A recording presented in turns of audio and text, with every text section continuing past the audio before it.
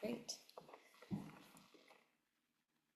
Okay, well, good evening, everyone. Thank you so much for joining this session. I've struggled a lot to come up with the right title for this session, but I finally came up with designing the audience experience, audience reception as part of the creative act.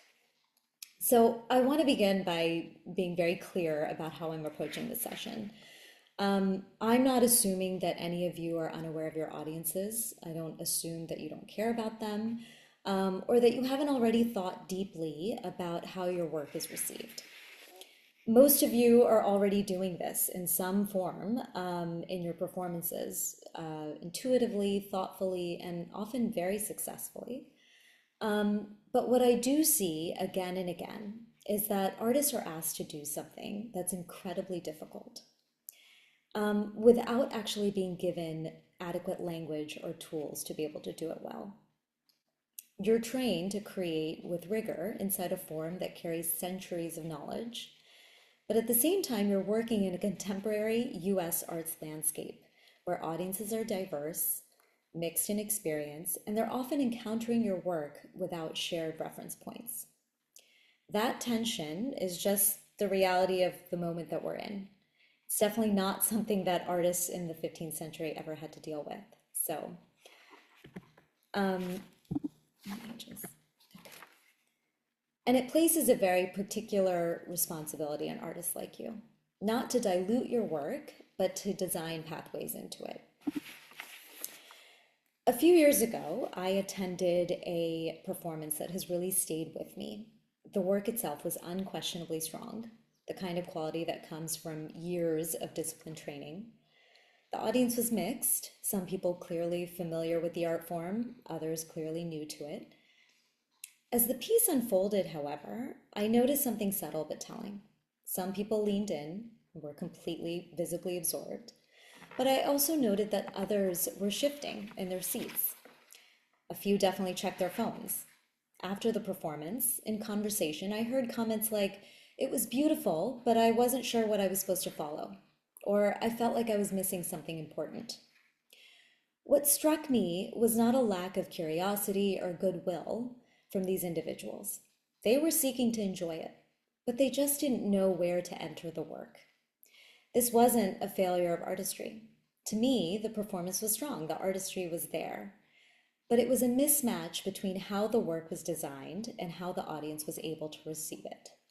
So that distinction between quality and reception is what I want to explore with you tonight. Share my screen again. When you choreograph or you compose, you are communicating. You may be speaking through movement, rhythm, melody, silence, or structure, but you're still speaking. And the question is not whether you are communicating or not. The question is how that communication is received. Communication, especially in art, is rarely symmetrical. As artists, you process your work very quickly. You recognize patterns early. You understand when something's being introduced, developed, or resolved. You carry years of training, lineage, rehearsal, and memory into every moment of the piece, but audiences don't. They experience only what unfolds right in front of them in real time, without access to rehearsal history or your technical vocabulary. They don't know what you struggled with, what choices were made for what reason, or what traditions you're referencing unless you design a way for them to perceive that. And this doesn't mean that audiences are incapable. It just means that they're processing from a very different starting point than from where you're processing from. The simplest way to put it is that if I stood here and delivered a thoughtful, carefully constructed talk in Telugu to a room where half the audience didn't speak the language, you wouldn't say that Telugu failed. We wouldn't say the ideas were bad. We would say the communication didn't account for the audience. And the same is true of art. Audiences arrive with curiosity, emotion, but also distraction and limited reference points. So that gap between how artists process and how audiences process is where connection can either deepen or, to be honest, quietly dissolve. To design for audiences, well, I think it helps to slow down and understand a few realities about how unfamiliar work is actually received from a human point of view rather than an artistic one. These realities aren't about taste or intelligence, they're about how the brain processes new information. So the first reality can be referred to as processing lag. Our brains are pattern recognition machines. When we encounter something familiar, recognition is almost instantaneous. But when we encounter something unfamiliar, a new movement vocabulary, an unfamiliar rhythmic structure, a symbolic language we don't understand, the brain has to work harder just to orient. As artists, we forget how much of our own work feels familiar to us. We've lived with it, we know what's coming, we recognize meaning almost fully before it appears. But audiences don't have that advantage. So when an audience encounters unfamiliar work, their brain is asking really basic questions before it can engage more deeply. What am I looking at? What should I pay attention to? Is this important? Will this return? And until those questions are answered, the audience is not disengaged, they're just busy orienting. But orientation takes time. And if the work moves faster than that process, then the audience never quite catches up.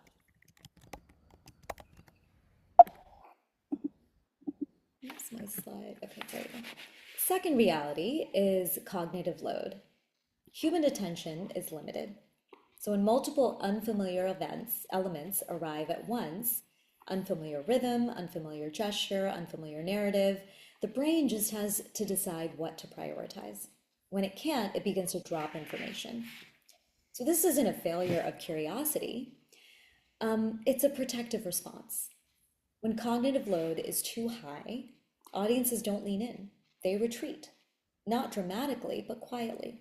Attention softens, the body relaxes in the wrong way, and engagement turns into endurance or hard work. And this is why audiences sometimes describe work as beautiful but overwhelming, or interesting but hard to follow. What they're often describing is not complexity itself, but a lack of perceptual footholds. The third reality is that emotion precedes understanding. Neuroscience tells us that emotional responses happen faster than analytical ones. Long before an audience can articulate what they think about a piece, they have already decided how they feel about being inside it. They feel grounded, they stay curious. They feel lost, they become cautious. If they feel shut out, they stop trying. And this is why those early moments matter so much in performance. Not because they need to explain anything, and not because they need to resolve the meaning of the whole piece up front, but because they establish emotional conditions: safety, trust, willingness. When audiences feel held, so to speak, they will tolerate ambiguity better. When they don't, even clarity can feel super exhausting. So these three realities, processing lag, cognitive load, and emotional primacy, are not artistic judgments. They're human ones. And once we understand them, we can begin to design work that meets audiences where they actually are. So what does meeting audiences where they are actually mean? What it doesn't mean is lowering the level of your work. And I want to impress that upon you because I think this is where the conversation often gets misunderstood. Meeting the audience where they are means designing the conditions under which they can follow you, not changing where you're going, but thinking carefully about how you're guiding people there. Most of you are already doing this in some version intuitively. You feel when something needs space, you sense when an audience is tuning you out or is drifting. But what I want to do here is give you language for those instincts and help you use them more deliberately. So I want to talk about 4 concrete levers that shape audience experience in powerful ways: time, order, context, and metaphor. So for untrained audiences, time is meaning. As I mentioned before, artists often underestimate how quickly we process our own material. We recognize patterns almost immediately. We know what's being set up, what's being referenced, what's about to transform. But again, audiences don't. So when something important happens only once and quickly, audiences often miss it, not because it wasn't clear, but because it wasn't available long enough. And this is where elongation can really matter. Holding a motif longer than feels necessary to you, allowing repetition to do explanatory work, letting stillness or silence sit just long enough to register. These choices don't simplify the work, they allow recognition. And recognition is actually what lets meaning take hold. Time also creates anticipation. When audiences sense that something is unfolding deliberately, they learn how to wait. They become active participants instead of passive observers. So designing time is one of the most powerful and least discussed access tools you have. Second lever is order. When information appears is almost as important as what information appears. Audiences need orientation before complexity. That doesn't mean starting with the easiest material. It means starting with material that teaches the audience how to watch or how to listen. Think about the difference between being dropped into the middle of a conversation versus being given a moment to understand who's speaking and why. So order creates a type of guided discovery. You are deciding when the audience is ready for density, when they can handle speed, and when they need something to anchor them. A work can be complex, layered, and demanding, but if the order is intentional, audiences feel led rather than lost. The third lever is context, but not in the way we often think about it. Context works best when it gives the audience a job, not a historical lecture. This is something I hear from many artists, that they don't want to give a lecture, but they don't have to. Instead of explaining everything, you might invite the audience to notice a return, track a relationship, listen for a shift, or feel a contrast. This kind of context doesn't interrupt the work or turn your performance into an educational lesson. Instead, it just sharpens people's attention. It tells the audience, here's how to stay with me. And once they're oriented, you can ask more of them, emotionally, intellectually, and aesthetically. And the fourth lever is metaphor. Metaphor is one of the fastest ways to bridge unfamiliar material because it allows audiences to understand something new through something that they already know. Things like breath, memory, tides, seasons, so to speak. A metaphor doesn't explain the art. It gives the mind a handle. It gives audiences the ability to hold complexity without needing to decode every single detail. When used thoughtfully, metaphor creates depth rather than flattening it, because it invites personal association instead of prescribing meaning. Excuse my alien over here. I know it's completely politically incorrect, but hopefully I'm making this point clear through it. But what I want to emphasize here is that none of these levers require you to change the core of your work. They don't ask you to compromise rigor, abandon tradition, or simplify your ideas. They ask you to design the experience of encountering the work so that more of the audience can stay with you long enough to reach the depth that you are already offering. And that's the difference between making something available and making it accessible. So I want to pause here and reframe how we talk about responsibility, because this is where I think artists often bristle, understandably. When we talk about responsibility in the arts, it can start to sound like blame, as if we're saying, if the audience didn't get it, then you failed. But that's not what I mean. And what I'm actually talking about is agency. You're not just the maker of the work, you are the designer of the audience's experience of the work. There's a common assumption that the artist creates the work and the venue creates the experience. But in reality, the audience experience is shaped far earlier through the choices that you're making about structure, pacing, density, attention. Every one of those choices influences not just what the work is, but how it's encountered. When an audience doesn't go deep, it's rarely because they actually don't want to go deep. Most audiences arrive open, curious, willing. What they often lack is guidance. They don't know what to hold on to. They don't know what matters most. And they don't know how actively they're asked to be engaged. And when those signals aren't clear, even generous audiences drift. And this is where the agency part comes in. Two artists can make work of equal rigor and depth. One assumes that reception is out of their hands. The other treats reception as part of the creative act. That second artist is not compromising. They're exercising authorship at just a very different level. They're asking not only, what am I making, but also, how do people move through what I've made? That shift from maker to also designer of experience is not a loss of artistic authority. It's an expansion of it. It's the difference between offering a work and shaping an encounter. And that is also a form of leadership in many ways. So before or during the creation of a piece, I want to suggest a different way of interrogating your work, not at the level of content, but at the level of experience.